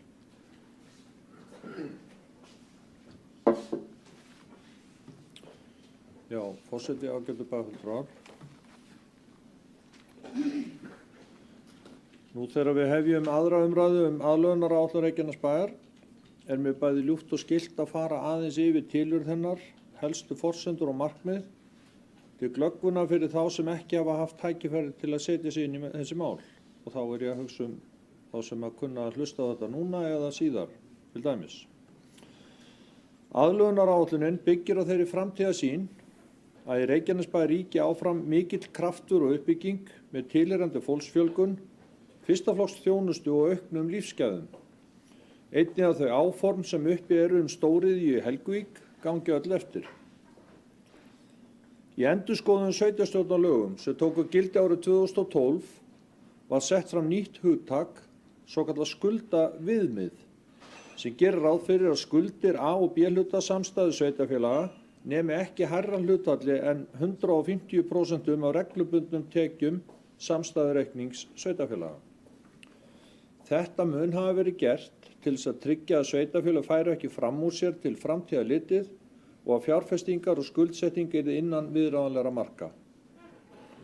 Mælikvarðinn er sérstakur að því leyti að teljari brotsins, talan fyrir ofanstrik, samanstendur á skuldum og skuldbindingum sveitarfélagsins úr efnahagsreikningi, en talan fyrir neðanstrik, nefnarinn, samanstendur á reglubundnum tekjum úr rekstrarreikningi samstæðunnar. Þegar lögin tóku gildi árið 2012 var fjöldi sveitarfélaga á Íslandi, þar á meðal Reykjanesbær, yfir þessu 150% skuldaviðmiði og gert ráð fyrir í lögunum að þau hefðu 10 ár eða til loka árs 2022 til þess að komast undir 150% skuldaviðmið. Til þess að kortleggja hvernig bæjaryfirvöld á hverjum stað ætluðu að ná þessu marki áttu sveitarfélög sem voru yfir 150% skuldaviðmiðinu að skila inn svokallari aðlögunaráætlun til eftirlitsnefndar með fjármálum sveitarfélaga sem starfar í umboði innanríkisráðherra. Reykjanesbær, sem var í hvað erfiðastri stöðu þegar lögin tóku gildi, skilaði inn aðlögunaráætlun árið 2013 sem fljótlega kom svo í ljós að stóðst ekki. Því þurfti sveitarfélagið að leggja fram nýja raunhæfa áætlun og hefur vinna við hana og forsendur hennar staðist sleitulaust síðan. Það sú áætlun sem við erum að afgreiða hér í dag. Til þess að ná undir 150% skuldaviðmið fyrir árslok 2022 þarf tvennt að koma til. Í fyrsta lagi þurfa skuldir og skuldbindingar sveitarfélagsins, teljarinn fyrir ofanstrikjubrotinu að lækka. Í öðru lagi þurfa tekjur, nefnarinn fyrir neðanstrikjubrotinu að hækka. Að báðum þessum þáttum hefur verið unnið undanfarin ár. Í október 2014 kynntu bæjaryfirvöld aðgerðaráætlun sem fékk nafnið Sóknin og samanstendur á 4 meginmarkmiðum. Í fyrsta lagi að reka sveitarfélagið með afgangi til lengri tíma, en stöðugur halli hefur verið á rekstrinum í langan tíma. Það skyldi gera með því að auka tekjur og lækka kostnað. Í öðru lagi að halda fjárfestingum í nýjum innviðum í lágmarki, enda búið að fjárfesta mikið á undanförnum árum og eignir per íbúi í Reykjanesbæ nokkuð hærri en í sambærilegum sveitarfélögum. Í þriðja lagi að gera B-hlutastofnanir eins og fasteignir Reykjanesbæjar og Reykjaneshöfn sjálfbærar ef hægt og reyna eftir fremsta megni að stöðva streymi fjármagns úr grunnþjónustu A-hluta yfir í hallarekstur B-hlutastofnana. Og í fjórða lagi að endurskipuleggja efnahag sveitarfélagsins með áherslu á lækkun skulda og skuldbindinga sem og sölu eigna. Skuldir og skuldbindingar samstæðu Reykjanesbæjar að mestu leyti tilkomnar vegna fjármögnunar ýmissa verkefna og fjárfestinga, meðal annars með lántökum hjá lífeyrissjóðum og bönkum vegna uppbyggingar í Helguvík, en einnig leiguskuldbindingum meðal annars við eignarhaldsfélagið Fasteign ehf. Sem mynduðust þegar Reykjanesbær seldi stóran hluta fasteigna sinna árið 2003 til fasteignar, en gerði svo samning að leigja þær tilbaka til langs tíma. Fasteign ehf. Fjármagnaði kaupin með lántökum hjá ýmsum lánveitendum og var leigan stillt af þannig að hún næði að standa undir afborgunu lána. Raunverulegi kröfuhafar og lánveitendur eru því lánveitendur eignarhaldsfélagsins Fasteignar ehf. Þótt leiguskuldbindingi sé í reikningu Reykjanesbæjar skráð á fasteign. Viðræður við þessa 2 hópa, það lífeyrissjóði sem lánveitendur Reykjaneshafnar og kröfuhafa Fasteignar ehf. hafa staðið nær sleitulaust frá haustinu 2014. Nokkuð hefur miðað í þeim og liggur nú fyrir óundirritað samkomulag sem vonast var til að næðist að undirrita áður en þessi önnur umræða færi fram í bæjarstjórn Reykjanesbæjar. Því miður náðist það ekki þar sem kröfuhafar töldu eðlilegra að bæjarstjórn afgreiddi aðlögunaráætlunina fyrst svo heildarmyndin lægi fyrir og allir vissu hvernig sveitarfélagið sæi fyrir sér að ná settu marki fyrir árslok 2022. Þess vegna tel ég mikilvægt og nauðsynlegt að fara hér í gegnum helstu forsendur aðlögunaráætlunarinnar, enda gott að upplýsa kröfuhafa, bæjarbúa og aðra áhugasama hvernig bæjarvöld sjá fyrir sér að þetta geti gerst. Ef við byrjum á að skoða nefnarann, töluna fyrir neðanstrikjubrotinu sem myndar skuldaviðmiðið, það tekjur samstæðu Reykjanesbæjar, gert ráð fyrir að þær haldi áfram að vaxa með fjölgun íbúa, hærra atvinnustigi og auknum tekjum Reykjaneshafnar í kjölfar aukinnar skipaumferðar vegna uppbyggingar hafnsækinnar starfsemi í Helguvík. Það fyrst og fremst átt við starfsemi Kísilvers United Silicon sem hóf starfsemi í lok árs 2016 og áform aukna skipaumferð í framtíðinni, meðal annars vegna stækkunar United Silicon og annars fyrirhugars Kísilvers á vegum Thorsil. Ekki gert ráð fyrir tekjum að skipaumferð vegna álvers eða annarra fyrirtækja í áætlun Reykjaneshafnar. Á móti gert ráð fyrir að sérstakt álag og útsvar sem lagt var á árið 2015 verði fellt niður næsta áramót og að útsvari verði þá aftur 14,52% eins og víðast hvar annars staðar á landinu. Ekki gert ráð fyrir að fasteignaskattur á íbúðarhúsnæði sem hækkað var í 0,5% af fasteignamati þann 1. janúar 2015 verði lækkaður í bráð, enda álagningarhlutfall Reykjanesbæjar og sambærilegt við helming íslenskra sveitarfélaga. Nokkur sveitarfélög leggja á hærri fasteignaskatt en Reykjanesbær og nokkur lægri.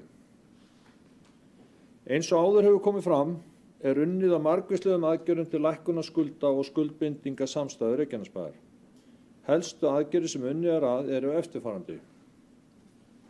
Gert er ráð fyrir að skuldir Reykjaneshafnar sem að mestu leyti eru komnar til vegna uppbyggingar í Helguvík verði endurfjármagnaðar með láni frá lánasjóði sveitarfélaga og sölu lóða til kröfuhafa. Þetta þýðir að vextir af lánum hafnarinnar munu fara úr 6% í 4% og er gert ráð fyrir að sú aðgerð ásamt sölu lóða til kröfuhafa skili 1300 milljón króna ávinningi í lækkun skulda hafnarinnar. Gert er ráð fyrir eignarhaldsfélaginu Fasteign ehf. Verði skipt upp í 2 félög.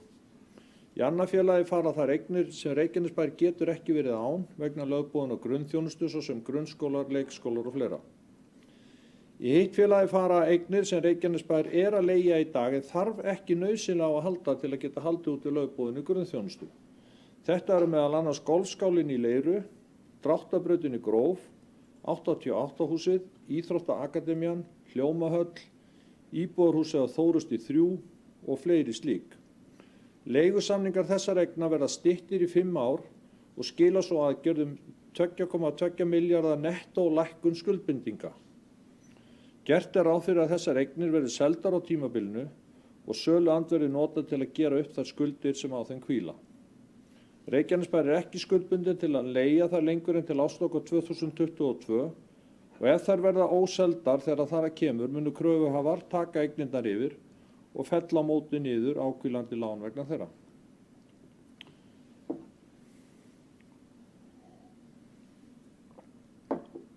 Í maí 2016 samþykkti Alþingi ný lög almennar íbúðir sem heimila stofnun húsnæðis sjálfseignarstofnana með aðkomu og framlagi ríkis og sveitarfélaga. Þær skulu hafa það markmið að byggja og reka hagkvæmar og ódýrar almennar íbúðir án hagnaðarsjónarmiða. Þetta opnar ýmsa möguleika til fjölgunar nýrra ódýra íbúða á almennum markaði. Gert er ráð fyrir að Fasteignir Reykjanesbæjar, sem er félag í eigu Reykjanesbæjar og heldur meðal annars utan félagslega húsnæðiskerfið og íbúðir aldraðra, verði sett inn í nýja húsnæðis sjálfseignarstofnun samkvæmt heimild í nýju lögunum og fari leið út úr reikningum samstæðunar og undan ábyrgð Reykjanesbæjar. Með því færast 2,6 milljarða skuldir við íbúðalánasjóð út úr skuldbindingu sveitarfélagsins og til húsnæðis sjálfseignarstofnunarinnar. Samtals munu þessar aðgerðir lækka skuldbindingar í bóku Reykjanesbæjar 6,1 milljarð en til viðbótar er gert ráð fyrir nokkrum minni aðgerðum sem ekki verða tíundaði hér. Gert er ráð fyrir nýjum fjárfestingum á tímabilinu til ársins 2022. Má þar fyrst nefna nýjan grunn- og leikskóla í Dalshverfi í Njarðvík sem ætlunin er að byggja upp í nokkrum áföngum á næstu árum. Akurskóli er þegar yfirfullur og í ljósi þess að búið er að úthluta nær öllum lausum lóðum í Njarðvík er ljóst að börnum á leik- og grunnskólaaldri mun fjölga þar verulega á næstu árum.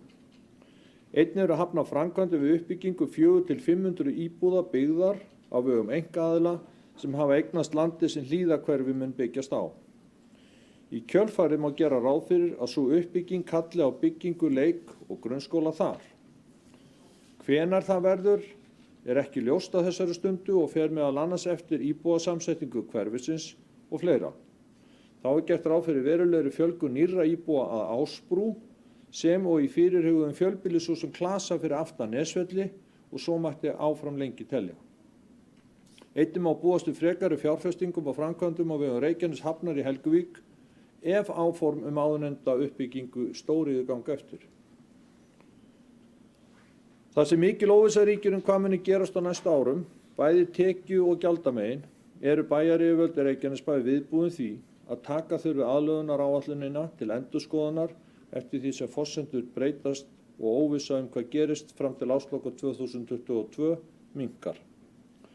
Þá er einnig ljóst að þó rekstur tónlistarskóla, ýmissa menningarstofnana og uppbygging íþróttamannvirkja sé ekki lögboðið verkefni sveitarfélaga, er það hluti af sjálfsagðri grunnþjónustu sveitarfélags sem vill teljast aðlaðandi valkosti fyrir íbúa, bæði þá sem fyrir eru sem og nýja.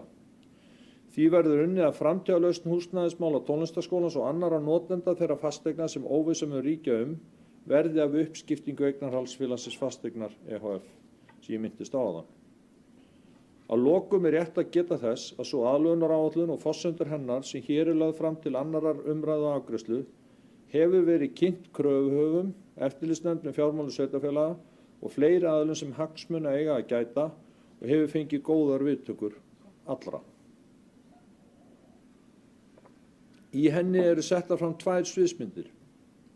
Sú fyrri er með HS-veitum sem Reykjanesbær er meirihluta eigandi að og svo síðari er án HS-veitna en fjármálareglur sveitarstjórnarlaga heimila að orkufyrirtæki séu tekin út fyrir sviga í áætlunum sem þessum.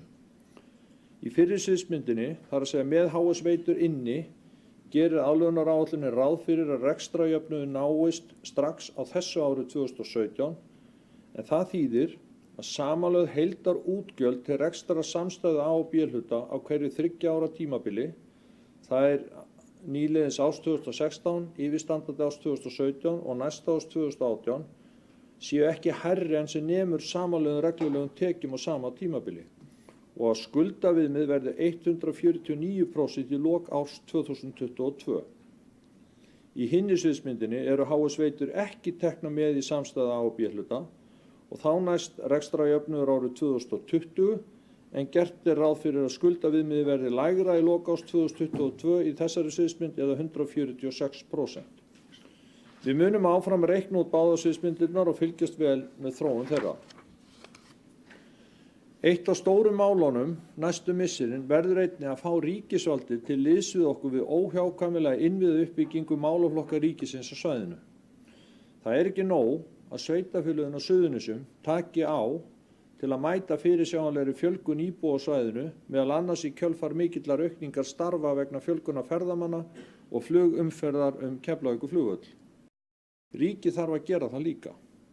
Má það nefna stórbætt vegakerfi og samgöngur, auknar fjárveitingar til Heilbrigðisstofnunar Suðurnesja, aukin nemendafjölda í Fjölbrautaskóla Suðurnesja, tryggari grunn undir starfsemi Keilis, miðstöð vísindafræði og atvinnulífs á Ásbrú, fjölgun hjúkrunarrýma fyrir aldraða, styrkari stoðir undir málefni hælisleitenda og flóttafólks, uppbyggingu flutningakerfis Landsnets vegna Suðurnesjalínu 2, eflingu löggæslu á svæðinu bæði almennrar og í Leifsstöð og svo mætti lengi telja. Ég vil að lokum nota tækifærið og þakka bæjarfulltrúum, sviðsstjórum, deildarstjórum og stjórnendur stofnana Reykjanesbæjar, þeim 800 starfsmönnum á 40 vinnustöðum sem Reykjanesbær starfrækir, ráðgjöfum Reykjanesbæjar og ráðgjöfum kröfuhafa, eftirlitsnefnd með fjármálum sveitarfélaga, kröfuhöfum sjálfum og öllum þeim fjölmörgu sem að þessari vinnu hafa komið fyrir gott samstarf. Sérstakar þakkir fá samt íbúar Reykjanesbæjar sem hafa tímabundið tekið á sig hærri álögur en gengur og gerist og sýnt erfiðri stöðu skilning. Þegar aðlögunaráætlunin hefur verið afgreidd tekum við sívöktun á forsendum hennar og leið er þörf á samstilltu átaki allra með það að markmiði að raungera áætlunina svo okkur megi takast að ná undir 150% skuldaviðmið fyrir árslok 2022. Það verður ekki auðvelt verk, en ef allir taka höndum saman mun okkur farnast vel.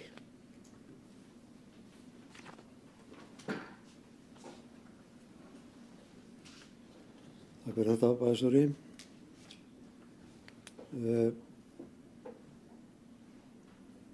Aðeins þetta, við erum nú búin að vera að vinna sameiginlega að þessari aðlögunaráætlun allt þetta kjörtímabil vegna þess að eftirlitsnefnd með fjármálum sveitarfélaga krafði okkur slíka áætlun þar sem hún hafði hafnað þeirri fyrri sem að lögð var fram hér á árinu 2013. Við höfum ekki viljað leggja fram aðlögunaráætlun fyrir nú vegna þess að við töldum okkur ekki hafa forsendur til þess að gera það og vildum að svo áætlun sem fram yrði lögð yrði raunhæf og við gætum staðið við innihald þeirra áætlunar sem að eftirlitsnefnd fengi í hendur. Og að því hefur verið unnið og meðal annars með viðræðum við kröfuhafa, breytingum á vaxtakjörum og öðru þess háttar sem að hefur nú verið gengið upp og ofan. menn nefndu þar nú hér áðan að menn hefðu reiknað út niðurfellingaþörf upp á 6,2 milljarða á sínum tíma, sem að var nú alveg örugglega svo tala sem að var rétt á þeim tímapunkti. En forsendur breytast og ég hefði vissulega viljað fá þá niðurfellingu á þeim tíma. Það hefði auðveldað okkur framhaldið ef að svo hefði verið. En við erum búin að eiga fundi með eftirlitsnefnd og eftirlitsnefnd er búin að fara yfir þessa áætlun og hefur svona gefið eitthvað svona milli álit á áætluninni og gerir ekki athugasemdir við innihald hennar, þannig að okkur er ekkert vanbúnað að klára bara áætlunina og koma henni frá okkur svo við getum fara að snúa okkur að öðrum verkum. Nú ég ætla fyrir hönd meirihlutans að leggja hér fram bókun sem er svohljóðandi. Svo aðlögunaráætlun sem hér er til seinni umræðu og afgreiðslu er afrakstur mikilla vinnu sem staðið hefur yfir allt frá því að nýr meirihluti tók við eftir sveitarstjórnarkosningarnar í maí 2014. Eftirlitsnefnd með fjármálum sveitarfélaga hafði áður krafið Reykjanesbæ slíka áætlun vegna fjárhagslegrar stöðu sveitarfélagsins og skilaði þáverandi meirihluti sjálfstæðismanna inn aðlögunaráætlun árið 2013. Það kom hins vegar fljótlega í ljós að sú áætlun var ekki raunhæf og stóðst ekki. Því þurfti sveitarfélagið að leggja fram nýja raunhæfa áætlun og hefur vinna við hana og forsendur hennar staðið sleitulaust síðan. Það er sú áætlun sem hér er til afgreiðslu í dag. Fyrir liggur að Reykjanesbær þarf samkvæmt lögum að hafa náð 150% skuldaviðmiði fyrir árslok 2022 og með þeirri áætlun sem meirihluti Reykjanesbæjar lagði fram undir nafninu Sóknin og kynnt var á íbúafundi þann 29. nóvember 2014 var búin til einhvers konar vegvísir með hvaða hætti mögulegt væri að uppfylla skilyrði laga fyrir þann tíma. Að ýmsu hefur verið unnið síðan. Margt hefur áunnist en annað verið erfiðara viðureignar. En þó er ljóst að með þessari áætlun hefur verið að ná því markmiði sem að var stefnt, það er að standast skilyrði laga. Verulegur árangur hefur náðst í rekstri sveitarfélagsins, tekjur hafa verið að aukast verulega, en með aðhaldssemi hefur böndum verið komið á aukningu útgjalda sem eru í samræmi við það sem áður var stefnt. Við öll íbúar Reykjanesbæjar tókum á okkur auknar álögur með hækkuð útsvari. En það mun verða fært til fyrra horfs næstu áramót. Það sem mestan tíma hefur tekið eru viðræður við kröfuhafa. En stærstu hluti skuldavandans er tilkomin vegna fjárhagslegrar stöðu Reykjaneshafnar og leiguskuldbindinga við fasteign sem aukist hafa verulega frá árinu 2003. Í upphafi var óskað eftir niðurfærslu skulda en á það var ekki fallist og því þurfti að leita annarra leiða sem myndi leiða til samsvarandi niðurstöðu. Með endurfjármögnun og vaxtalækkun skulda Reykjaneshafnar er hægt að ná fram 1,3 milljarða lækkun á skuldum á tímabilinu. Þá mun fyrirkomulagi leigusamninga við fasteign verða breytt sem mun skila 2,2 milljarða lækkun leiguskuldbindinga. Jafnframt verður fasteignum Reykjanesbæjar sem halda utan félagslega húsnæðiskerfið breytt í húsnæðis sjálfseignarstofnun eins og heimilt er samkvæmt nýju lögum almennar íbúðir. Það mun lækka skuldbindingar Reykjanesbæjar 6,1 milljarð á tímabilinu. Ýmsar minni aðgerðir eru einnig fyrirhugaðar til viðbótar þessu sem hér er tilgreint. Sá tekjuauki sem er að verða vegna fjölgunar íbúa mun að sjálfsögðu hafa áhrif á skuldaviðmið til lækkunar, en slíkri fjölgun fylgja einnig verulega fjárfestingar í innviðum sem hafa áhrif á skuldaviðmið í hina áttina.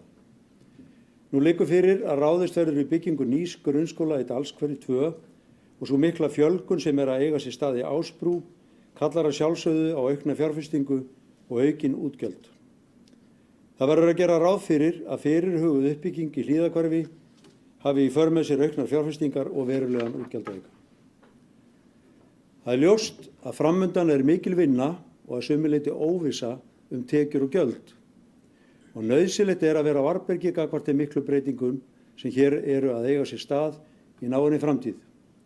Svo aðlögunaráætlun sem hér liggur fyrir og hefur verið kynnt fyrir eftirlitsnefnd með fjármálum sveitarfélaga og fleiri aðilum sem hagsmuna eiga að gæta án athugasemda.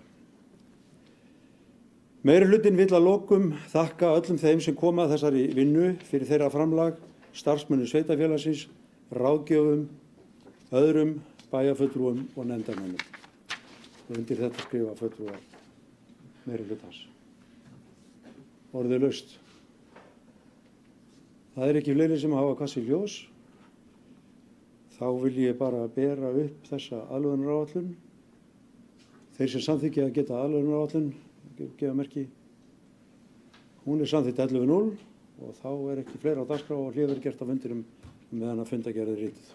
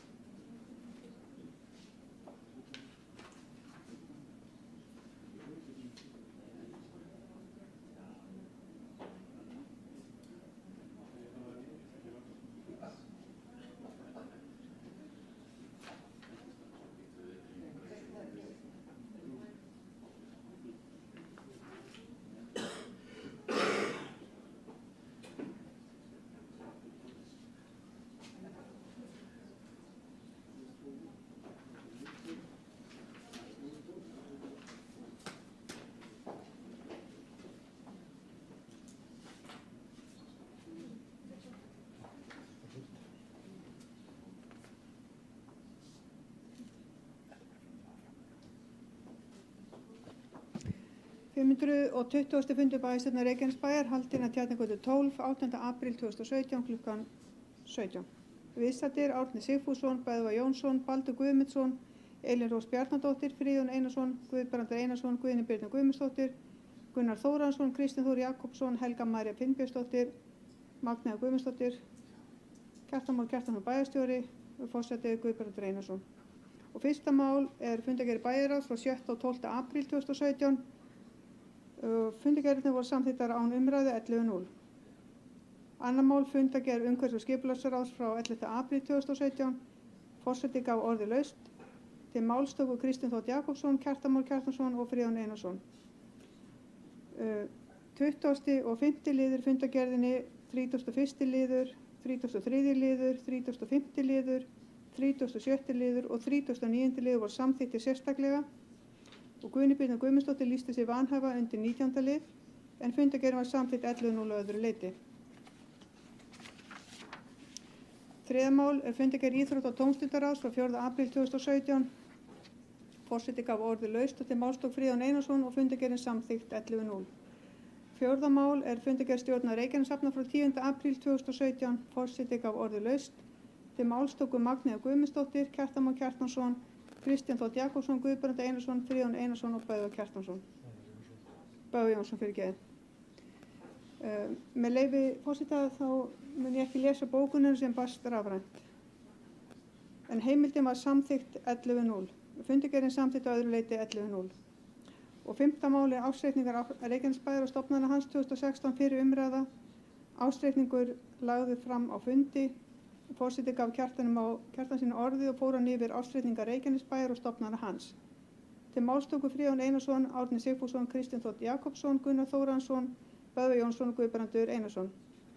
Bókun barst frá sjálfstæðismönnum vegna ársreikningar Reykjanesbæjar fyrir árið 2016 og með leyfi forseta mun ég ekki lesa hana þar sem hún barst rafrænt. En samþykkt 11.0 að vísa ársreikningum til síðar umræðu 2. maí næstkomandi. 7. máli er aðlögunaráætlun 2017 til 2022 síðar umræða. Kjartan Már Kjartansson fór yfir helstu atriði aðlögunar áætlunarinnar og bókun meirhlutans með aðlögunaráætlun 2017 til 2022 var lögð fram í bæjarstjórn Reykjanesbæjar þriðjudaginn 18. apríl 2017 og með leyfi forseta mun ég ekki lesa á bókun því hún barst rafrænt. Aðlögunaráætlun 2017 til 2022 var samþykkt 11.0 án umræðu.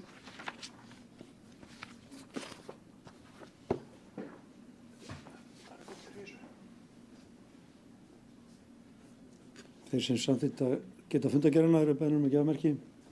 Hún er samþykkt 11.0, 520. fundi bæjarstjórnar Reykjanesbæjar. Hér er mér slitið.